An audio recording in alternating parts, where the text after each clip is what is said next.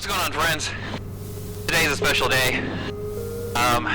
It's going to be the day that I'm going to do my solo cross country. We've got everything planned out. We're going to be going up to KBAX, Michigan, and then from there we're going to be heading over to KCFS, and then from there back down to KVLL, Oakland, Troy.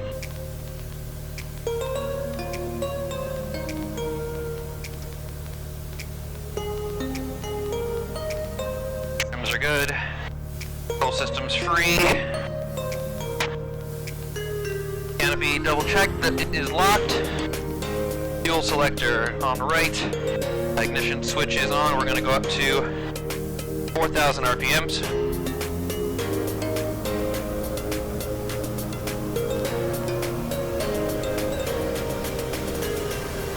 I'm going to go ahead and check right. Good drop. Both. Left. Good drop. Both. Carb heat. Good drop. Off. Idle. Things good. I'm gonna go ahead and pull the pin for the parachute. Flaps set for takeoff. Trims. Brakes. Okay. We are good to go, guys. Cross country day. Troy traffic, SportCruiser 85 Pop Bravo departing runway 28 to the north. Troy traffic. Funnel is clear. Runway 28 confirmed.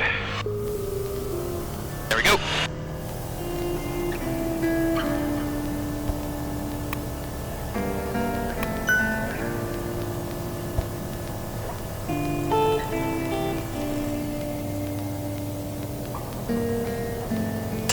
Knots. Our best rate of climb.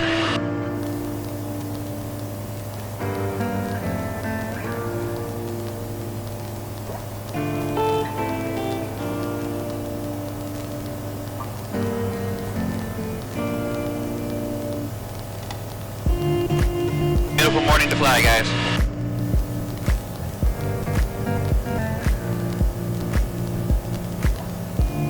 Flaps coming up.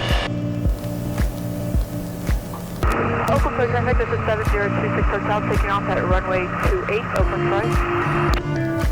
We'll be turning to the right, looking for a heading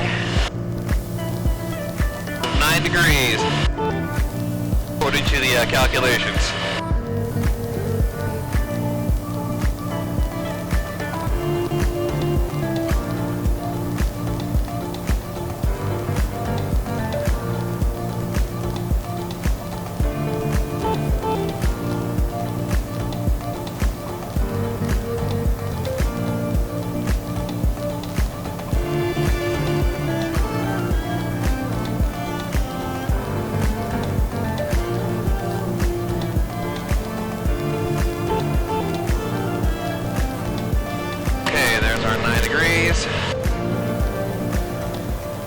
On climbing up to 3,500 feet.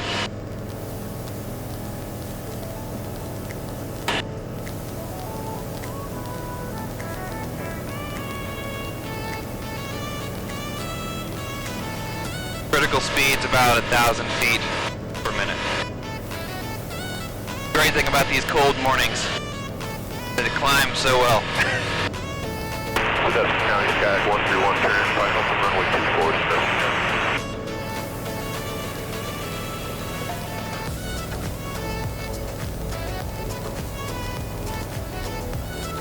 Everything off.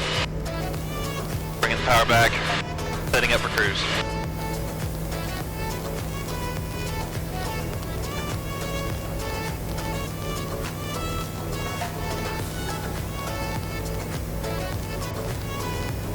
Cruiser, we're going to be having a true airspeed calculation today of 100 knots.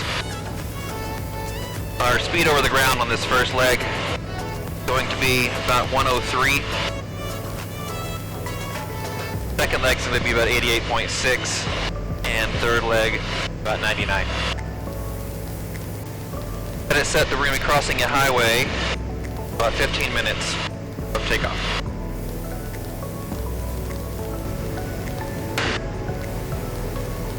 Looks great out here, guys. Super smooth this morning, too. We're about 3,500 feet. And we're holding our heading.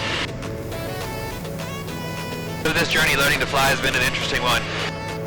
It started off, my girlfriend and I decided we wanted to learn how to fly.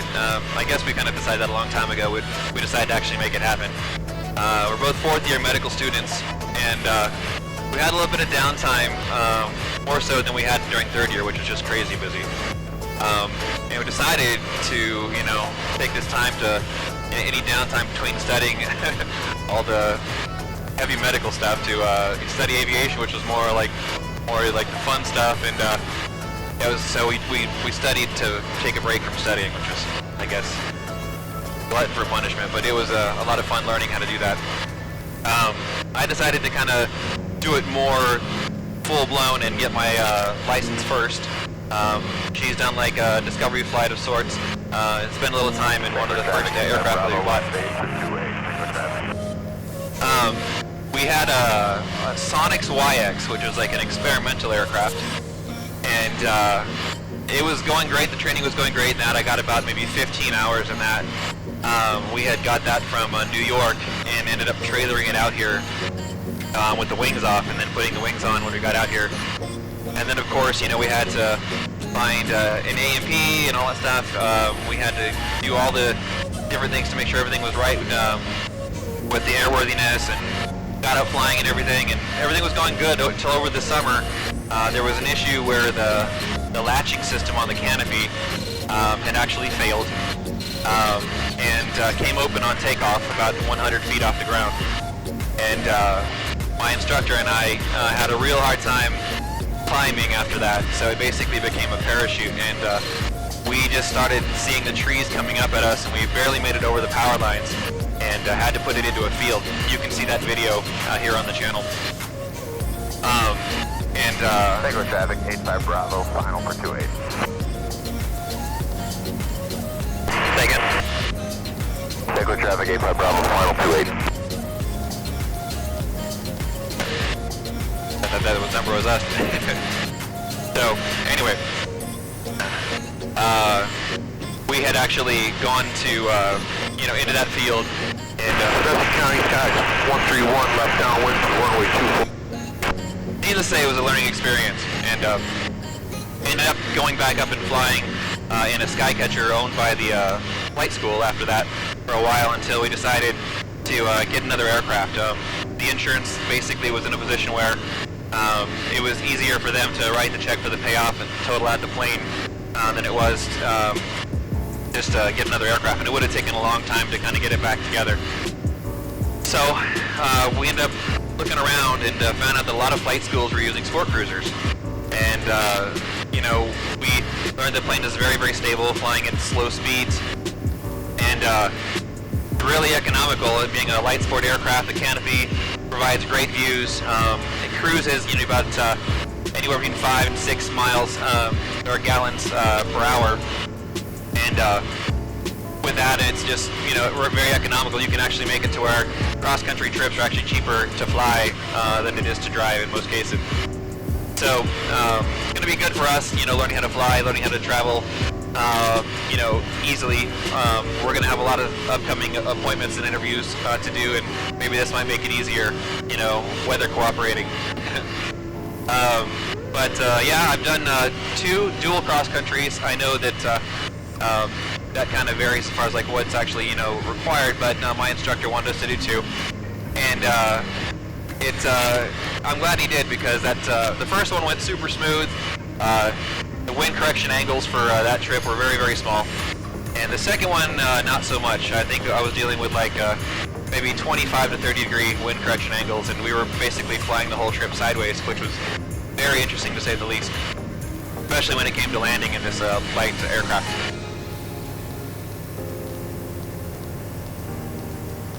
Looks like coming up on first checkpoint.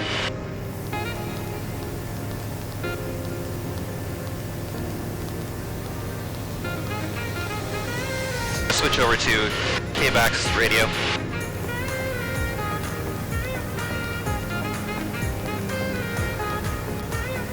That's the next checkpoint, right on time.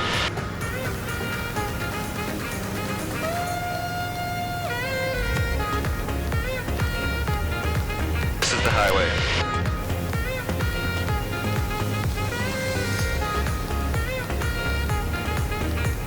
As soon as I cross over, I want to reset my timer. Alright.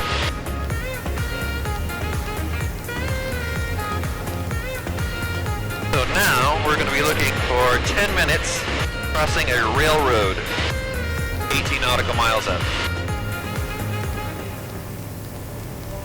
See if we can spot it.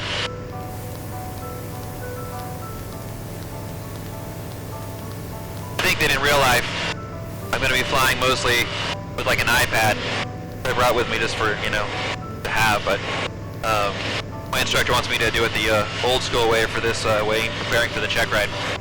But yeah, I think I'll get to a point where I just want to set that in. I'll put my GPS in and just let it follow. But it is good to know how to do it, you know, if the GPS fails and the other GPS fails and then the other GPS fails. Because I guess you can scramble it, from what I understand.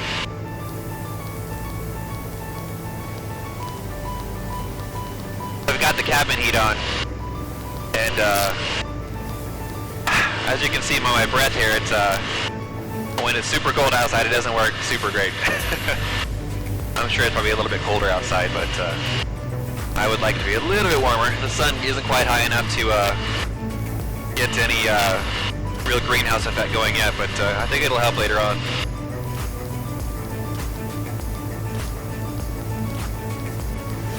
But anyway, needless to say, we got the SportCruiser, and we had to do a few things. The previous owner hadn't made the changes he needed to make at the times he needed to make them, so we had to like swap out the nose gear. One of the things we wanted to do, we really didn't have to do, but the plane used to be like a white and copper color, like almost like a brown copper on the bottom. We decided to change all that, and now it's kind of like a bright red fluorescent orange, and definitely easy to spot. But yeah, it was originally like a brown color with like red trim, you know, and being in the medical field, anytime you see brown and reds together, you start to think like hemorrhagic diarrhea. Not something I want to be thinking about when I'm out flying, trying to get away from the hospital. It'll be another 5 minutes or so to the railroad tracks.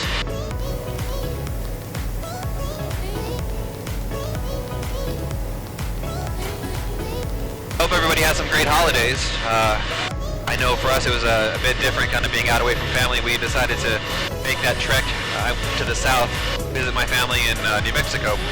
And it was a bit warmer there, so that was definitely appreciated. Had a chance to do that before I went out to New Mexico. Went out to California and kind of working on a project out there that I'll be able to announce pretty soon, but hopefully that, you know, a big success. And be seeing a lot more of you guys up there as well. Holding that heading.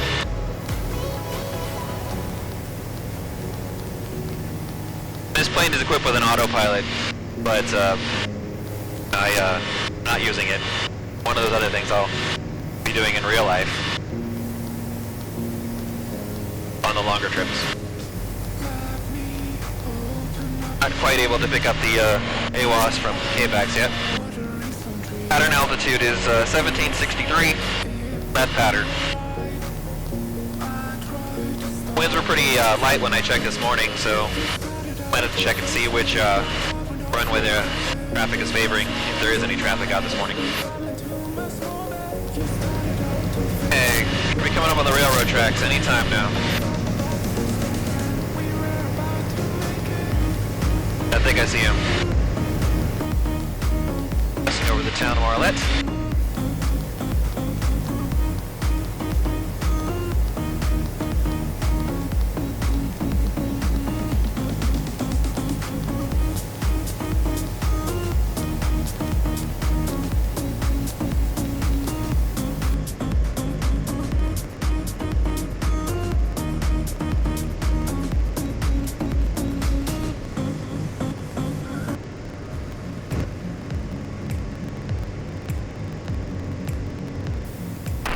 Huron County Memorial Airport.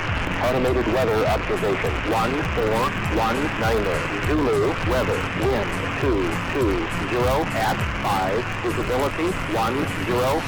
Clear below 12,000. Temperature -15 Celsius. Dew point -17. Altimeter 3048.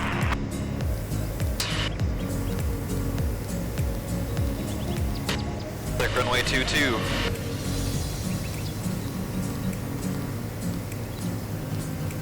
Altimeter set.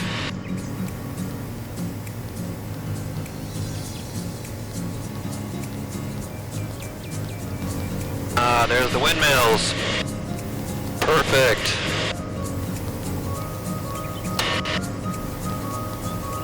Going as planned. I think it's really cool about doing this trip. This town in Michigan has the coolest name. It's called KBAX. KBAX, Michigan. So, sounds a little like something else, but when you're listening over the radio, you gotta be like, did I just hear what I thought I heard? KBAX traffic, SportCruiser 85 Pop Bravo inbound to runway 22, KBAX. See what I mean? 10 miles out to the south. Forgot to add that part. These windmills are cool. Takes me back to California. Lots of windmills out there.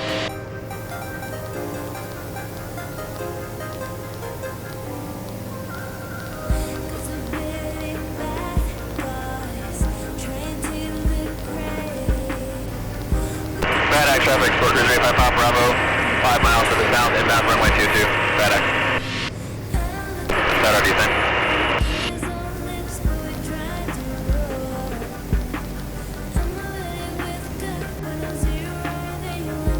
KBAX traffic, SportCruiser 85 Pop Bravo, downwind for 22, KBAX.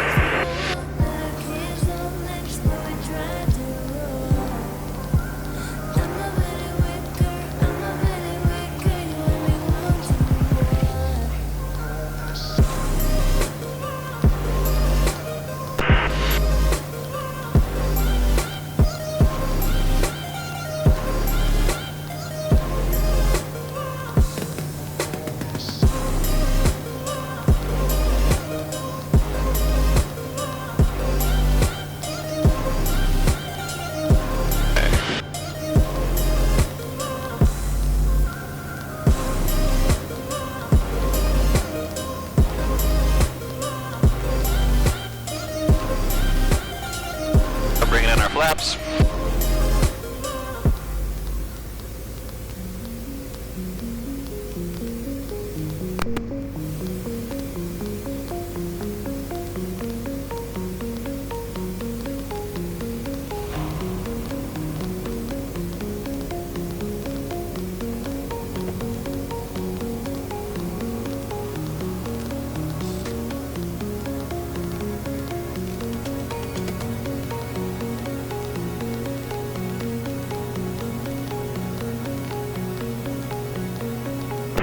KBAX, SportCruiser 85 Pop Bravo, base for 22.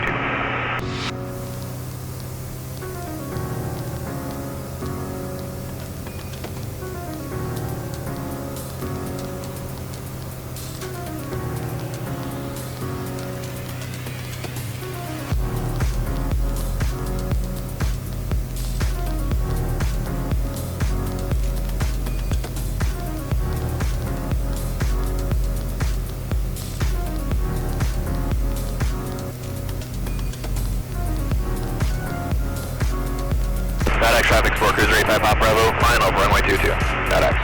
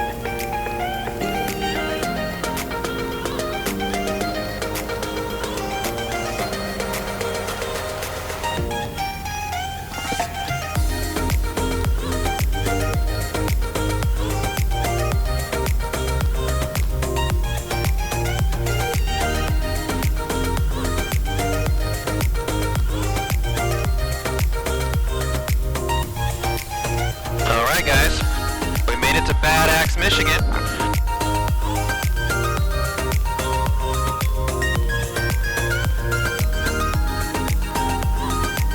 FedEx traffic, SportCruiser 85 Pop Bravo, clear of 22. FedEx. I'm gonna go ahead and reset our flaps.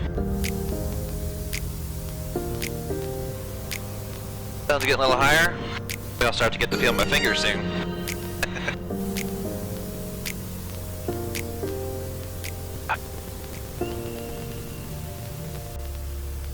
Okay. Looks like we're gonna be heading to KCFS at a heading of 236, true heading. And but now, okay. FedEx traffic, SportCruiser 85 Pop Bravo, deporting runway 22 to the southwest. FedEx.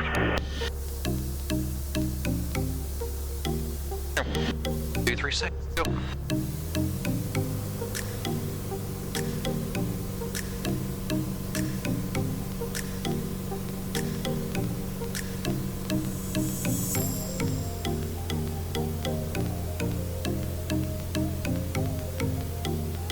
Powering on. Here we go.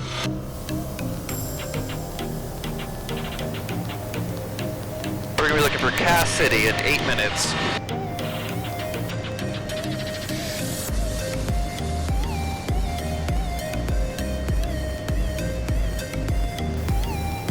Hold that altitude, hold that heading.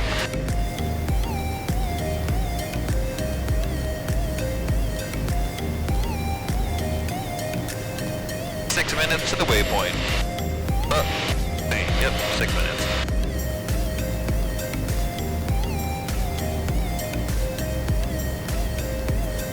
Let's go ahead and tune in over there. 119.275.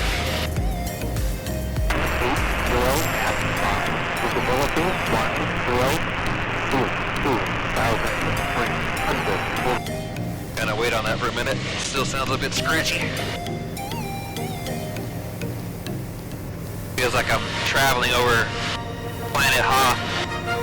Gonna look for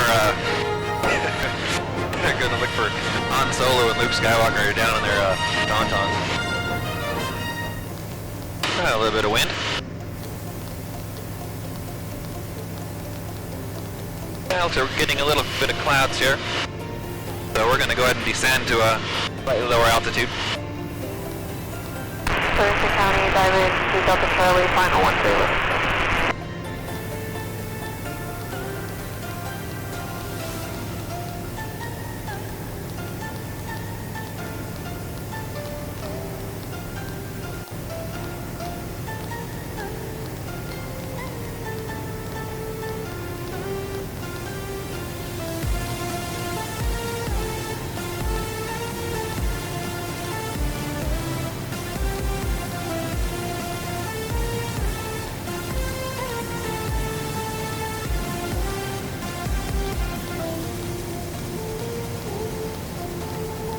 There we go.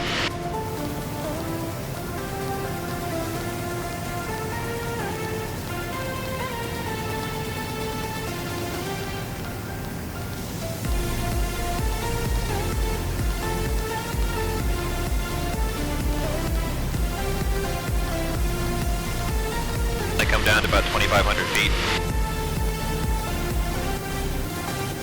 Hope our calculations hold.